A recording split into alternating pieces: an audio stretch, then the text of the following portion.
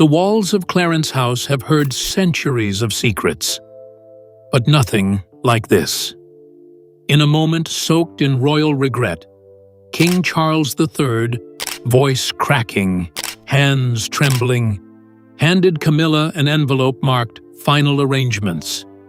Inside, the date.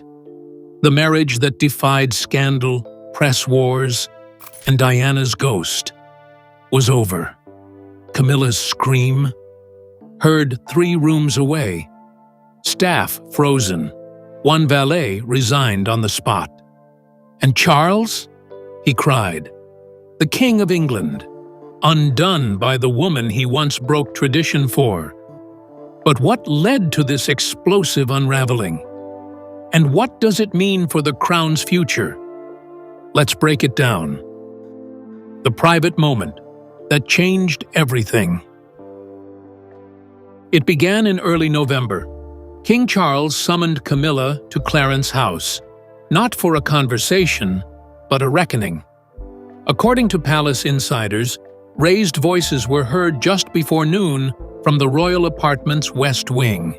Then silence, long, awkward, final. Inside the drawing room, Charles reportedly placed a single envelope on the table. White, unmarked, except for 2 handwritten words: "Final Arrangements." Aides said he stared at it for a few seconds before speaking. "It's time we face it," he told her. Inside the envelope was a signed agreement. The subject was unmistakable: divorce. The page included confidential details drafted weeks earlier with legal counsel. What struck aides most was the date discussed, one hauntingly close to the anniversary of Princess Diana's death.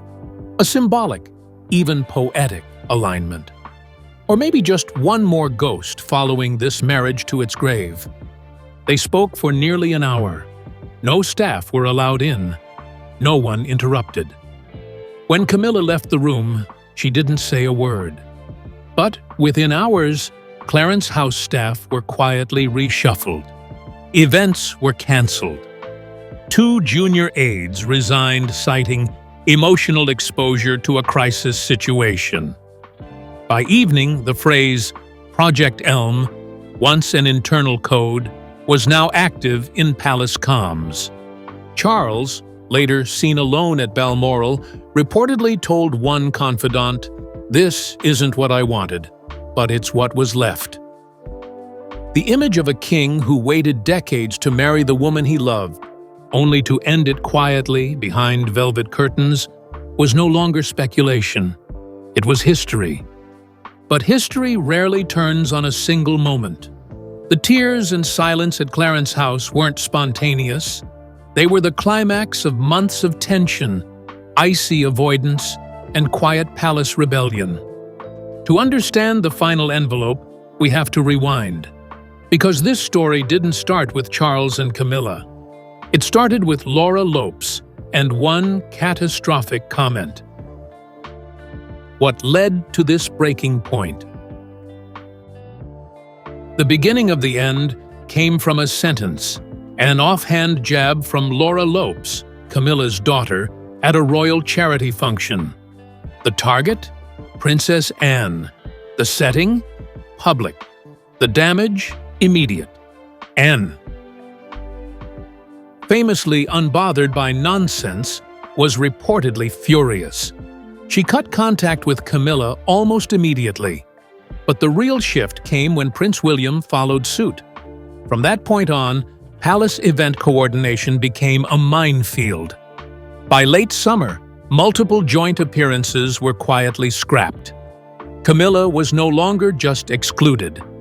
She was avoided. Inside the palace, the phrase "institutional optics" started to appear in memos. Camilla's refusal to issue a public apology hardened the walls around her. Senior courtiers urged King Charles to step in. "Protect the monarchy," they told him. "Preserve the family brand." But Charles, torn between loyalty to Camilla and pressure from the firm, hesitated. By autumn, William and Catherine had aligned with Anne. Their united front was unspoken but unmistakable. Publicly, they remained silent. Privately, they were unmoving. Staff began referring to them as the stabilizers. Behind closed doors, meetings were held about event roles, media responses, and what one aide described as life after Camilla. Charles watched the rift grow and realized it wasn't closing. The scandal wasn't just Laura's insult. It was everything that followed. Cold shoulders, awkward silences, damaged polling. Camilla became a wedge issue inside the family and outside it. The monarchy is many things. Romantic isn't one of them. When the choice came between love and legacy, the crown chose survival. And Charles, reluctantly, did too. But where Charles folded in quiet sorrow, Camilla met the moment with rage. The envelope may have been calm, but the aftermath was anything but. What happened next inside Clarence House would make the Crown scripts blush. Camilla's outburst behind palace doors. When Charles finally said the word divorce, Camilla didn't cry. She detonated. It happened behind closed doors, but echoes of her voice carried down the hallway. "You owe me more than this," she reportedly shouted, slamming her hand on a glass tabletop. Staff froze. One senior valet turned on his heel and left. Another quietly filed for reassignment the next morning. According to insiders, Camilla accused Charles of cowardice, of betrayal. She claimed he had sided with Anne and Catherine, allowed Laura to be vilified, and sat back while she was erased. The confrontation lasted less than 20 minutes, but it shook Clarence House to its core. She didn't just rage, she made demands. Camilla reportedly insisted she retain the title of Queen Consort. "I've stood beside you through decades of disgrace," she said, according to one aide. "I won't be written out now." Her voice cracked, not from sadness, but fury. Staff described the atmosphere as hostile and raw. Camilla's office halted all correspondence for 2 days. Security details were discreetly doubled. And Charles, visibly shaken, left Clarence House early that evening. He did not return for 3 days. There was no official statement, no public acknowledgement. But the fallout was real. Camilla, once central to royal operations, now found herself increasingly sidelined. And Clarence House, the very home where their marriage was rebuilt, became a quiet battlefield, one that had just seen its last act. The hidden meetings with palace lawyers. Before Camilla ever saw that envelope, the machinery was already in motion. In the weeks leading up to their private showdown, King Charles had begun quiet consultations with senior royal legal teams. The meetings, shrouded in secrecy, were held across multiple locations: Windsor Castle, Clarence House, even Sandringham. Internally, the operation was labeled Project Elm. The topic: dissolution of the royal marriage, redistribution of residences, and what would become of the Queen Consort title. Legal teams reviewed everything, from premarital agreements to public fallout projections. Camilla's future role was at the center of debate. Could she remain Queen Consort post-divorce? Should she revert to Duchess of Cornwall? What precedent, if any, existed for a situation like this in British monarchical history? One draft report, circulated among senior aides, outlined 3 possible outcomes for Camilla's post-divorce title, ranging from full retention of honors to complete withdrawal from public life. Charles, reportedly torn, requested redrafts. He wanted her treated with dignity, even if the title had to go. But advisors pushed back. The monarchy's survival required a clean break. Partial measures, they argued, would only invite more scrutiny. Staff reassignments were also discussed. Clarence House was expected to see a 12% reduction in personnel. Camilla's private team would be reassigned or quietly dismissed. Even her beloved press secretary, who had guided her image for years, was informed the role would be dissolved.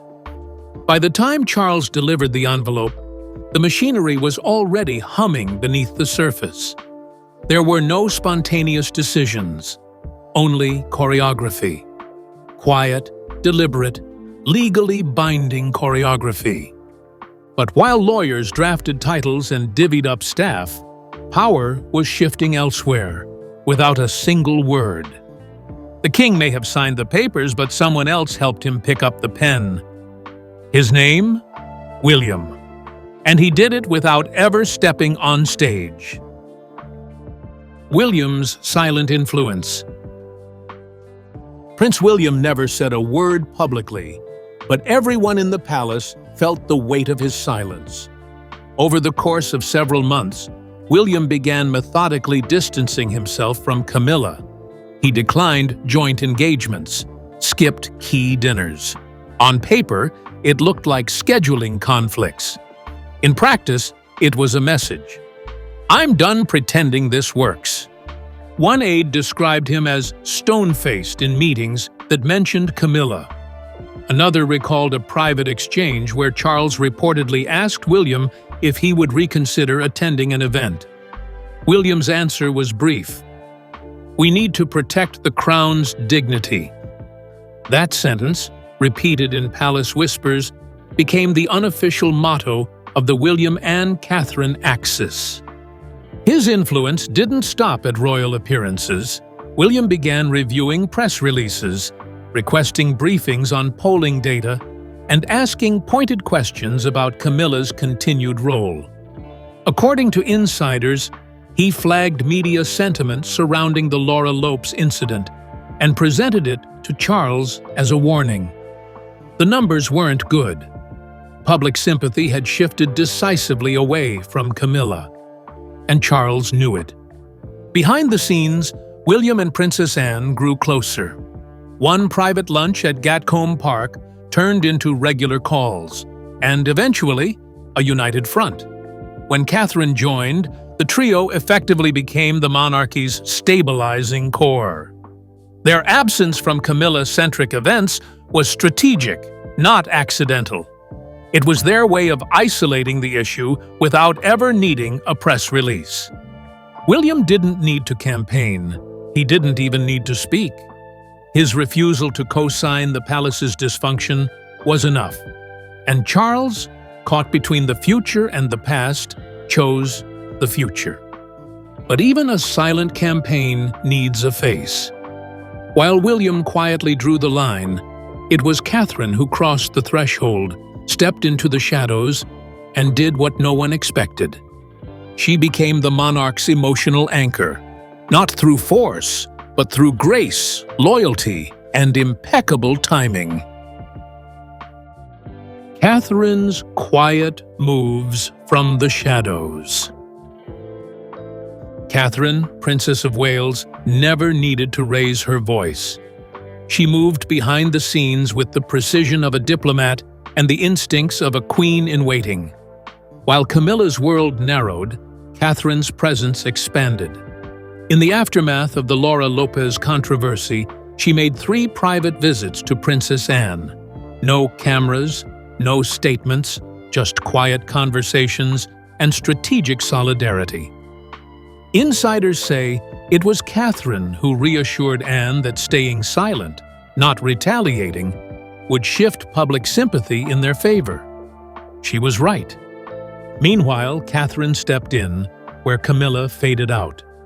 When Camilla's engagements began quietly disappearing from the calendar, Catherine filled the space, attending royal functions, standing beside Charles at key moments, and subtly repositioning herself as the monarchy's steady hand. At one state reception, she was photographed speaking privately with Charles, her hand gently on his elbow, a move royal watchers described as symbolic comfort. But Catherine's influence went far beyond optics. She reportedly visited Charles privately at Highgrove during the most tumultuous weeks. One source said she told him, "You've carried too much alone. Let us help." That single conversation, according to aides, brought Charles back from the edge. Within palace operations, power quietly shifted toward Kensington. Staff began roting event coordination through Catherine's office. Her press team started issuing statements that previously would have come from Clarence House. It wasn't announced. It wasn't forced. It just happened. Public support reflected the shift. Catherine's approval ratings soared. Polls showed her as the most trusted member of the royal family, by a wide margin. She didn't campaign for the spotlight. She simply showed up quietly, reliably, and with purpose. Even Camilla noticed. During one private rant, she reportedly accused Catherine of engineering the palace against her. But the reality was simpler and more brutal. Catherine didn't need to engineer anything. The institution had already made its choice. The Queen's camp in collapse. Camilla's world didn't unravel in a single blow. It eroded, deliberately, quietly, and with the brutal efficiency of a palace machine that had moved on without her. By the time whispers of a royal divorce reached the tabloids, the most telling shift had already happened inside Clarence House. Camilla's once loyal staffers, those who had spent years rebuilding her public image, were vanishing. Within a matter of weeks, 5 senior aides had either stepped down or been reassigned. The tone inside her household changed from functional chaos to emotional lockdown. Sources close to the Queen consort described her as isolated and increasingly suspicious. She stopped hosting team meetings. Communications began running through a single private secretary, while longtime advisors were denied access to her personal quarters. One aide reportedly said, "It felt like watching someone board up the windows while the house was still on fire." The fracture became fully visible during what should have been a major holiday reception at Clarence House. Scheduled for mid-December, the event was quietly cancelled with only days' notice. Officially, it was due to scheduling conflicts. Unofficially, William, Catherine, and Anne had all declined to attend. Even Charles had expressed doubts about appearing. Then came the final blow. Laura Lopes, once a regular figure at royal events, was removed from the guest list for the King's New Year's dinner. The message couldn't have been clearer. Camilla's family was no longer part of the firm. Camilla, herself, was now orbiting on the edge of relevance. Her public presence followed suit. Over the course of the winter, Camilla's scheduled engagements dropped by nearly half. When she did appear, it was without fanfare, and often without Charles. Gone were the bright pastels and broad smiles. In their place were muted tones, tightly clenched expressions, and brief speeches read with mechanical precision. The Royal Press Corps noticed. Headlines turned from respectful to clinical. Camilla Steps Back became Where is Camilla? Became the Queen Consort in name only. Her official social media presence all but disappeared. Even the Royal Collection Trust removed her signature merchandise from display. Commemorative plates, scarves, and tea tins vanished from online shops. And behind the scenes, the staff knew the rules had changed. Those who once referred to her as Her Majesty reverted to formal rank. Ma'am, or simply, the Duchess. No announcement, just procedure. She fought to maintain her footing. Insiders say she pushed back against the title change, citing her service, her years beside Charles, her loyalty. But the institution was already shifting beneath her. She could feel it, like quicksand, or an inheritance slowly revoked. In the end, Clarence House didn't need to exile her. It just stopped protecting her. As Camilla's camp collapsed into silence and faded ceremony, the man at the center of it all, the monarch, the husband, the architect of this royal reboot, was unraveling in his own way. The next chapter wasn't about politics or image control. It was about grief, regret, and the weight of finally doing the right thing, far too late. The king's regret and emotional turmoil. Charles III had worn many faces during his reign: stoic heir, reformist king, grieving son. But in the quiet weeks following the private divorce decision, the mask slipped. What remained was a man haunted. In the days after the Clarence House confrontation, Charles retreated to Balmoral. He arrived without an entourage, without Camilla, and reportedly without warning. Locals spotted him walking alone on the estate, head down, scarf loose, unmoved by the early frost. One staffer at the castle described his demeanor as hollowed out, like someone listening for a sound that never came. Privately, he wept, not once, but often. A source close to the household said they found Charles seated alone at the grand piano room, playing a soft, off-key version of Adagio for strings, a mournful piece tied to national mourning and personal memory. It was the same piece played at Diana's memorial. The divorce had been his decision. He knew that, but making it had cost him more than titles and routines. It had pulled him back into the shadows of the 1990s. The guilt he had buried, publicly and personally, had returned.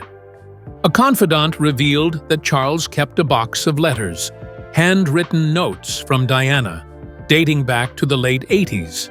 He reportedly took them out that winter. He wasn't looking for absolution, the source said. He was looking for instruction for what she might have wanted him to do next. At formal events, Charles remained composed. But behind closed doors, his schedule thinned. Meetings were postponed. Letters went unanswered. Even his weekly briefings with the Prime Minister were shortened to 10-minute calls. His private secretary began drafting daily summaries, sparing him the scrutiny of constant political noise. It wasn't indecision, it was mourning. For a marriage, for a legacy. For the second time in his life, Charles had watched a woman he loved slip away. Not into tragedy this time, but into exile. And yet, he didn't stop the process. "This isn't what I wanted," he told a senior aide, "but it's what's left. We can't keep lying." The press never saw the breakdown, but the staff did, and they knew the cost. While Charles grieved privately, the public did what the public does best. It picked sides.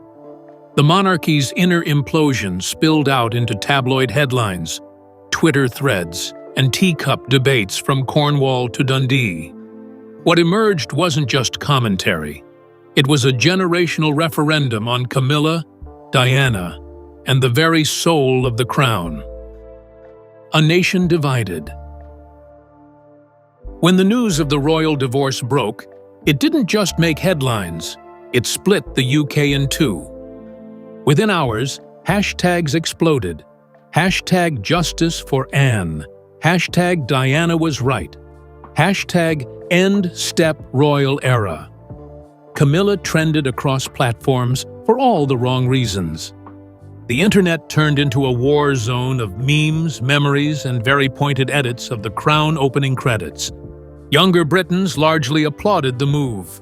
Polls conducted in the aftermath showed 68% support among adults under 40. One viral tweet read, "The monarchy just cleared their browser history." Others weren't so kind. Camilla was labeled a relic, the final footnote, even the Crown's greatest PR mistake. But not everyone cheered. Among older generations, particularly royal traditionalists, there was a sense of betrayal. "She stood by him when no one else did," one conservative columnist wrote. "And this is her reward?" The sentiment echoed across phone-ins, message boards, and op-eds.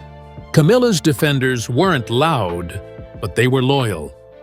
Meanwhile, public support surged for William, Catherine, and Princess Anne. Overnight, they became the firm's de facto frontline.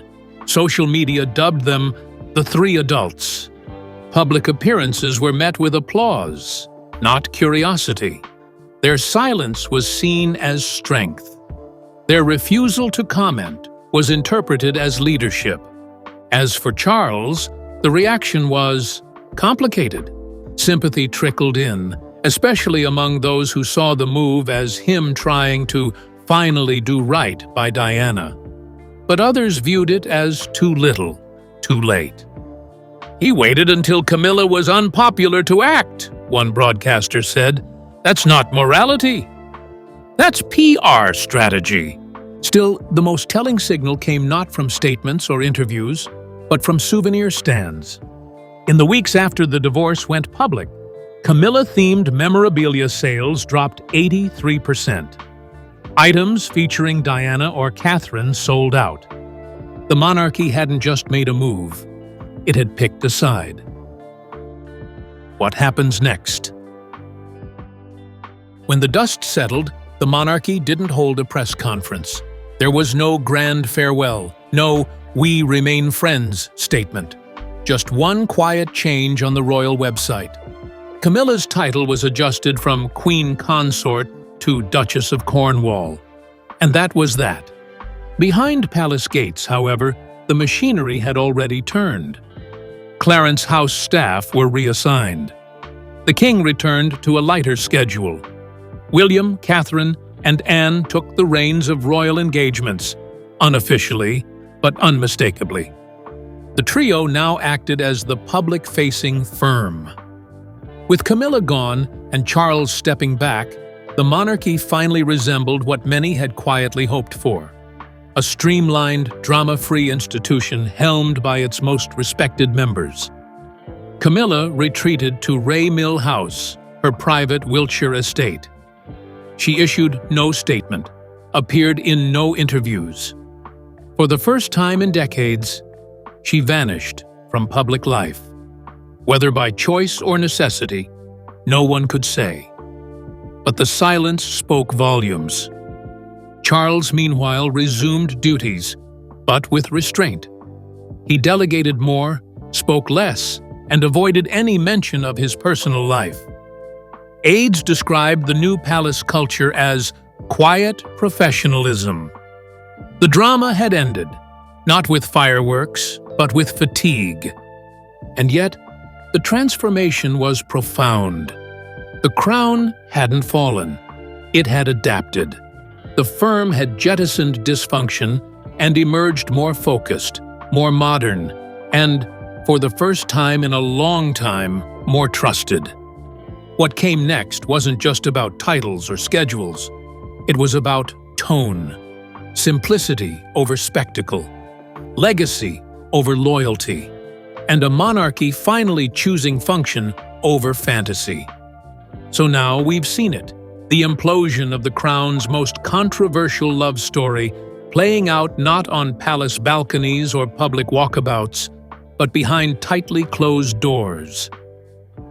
The king broke down. The queen consort exploded. And with the flick of a Mont Blanc pen, 20 years of reputation rehab ended in a quiet ceremonial document labeled Final Arrangements. But this wasn't just about divorce. This was about legacy, power, and timing. Camilla, once the outsider turned royal insider, now finds herself erased from corridors she once ruled with quiet influence. No farewell tour, no tribute, just silence, and a demotion in the footnotes of royal history. Meanwhile, Charles is left navigating the brutal irony of his own making. He waited a lifetime to legitimize his love for Camilla, stood defiant in the face of public hatred and family backlash, only to walk away in the name of institutional survival. And maybe that's the ultimate price of the crown. Personal peace, sacrificed on the altar of duty. Inside palace walls, everything has changed. Camilla's team disbanded. Clarence House destabilized. William, Catherine, and Anne are now the public face of the monarchy. Unofficial, unstoppable, unbothered. The monarchy isn't broken. It's been quietly, savagely redesigned. And the people? They watched it all happen in real time. Hashtags soared. Diana trended. Polls flipped. And what once looked like betrayal now feels like redemption. This wasn't about choosing sides. It was about protecting the throne from itself. So, what comes next? Camilla retreats. Charles restructures. And the firm, once drowning in decades of dysfunction, steps forward with a new face and fewer ghosts. No press conference, no apology. Just a sovereign in tears, a queen stripped of her crown, and a monarchy that survived by sacrificing one of its own. Because in the end, even royalty bleeds, and when the crown cracks, everyone hears it.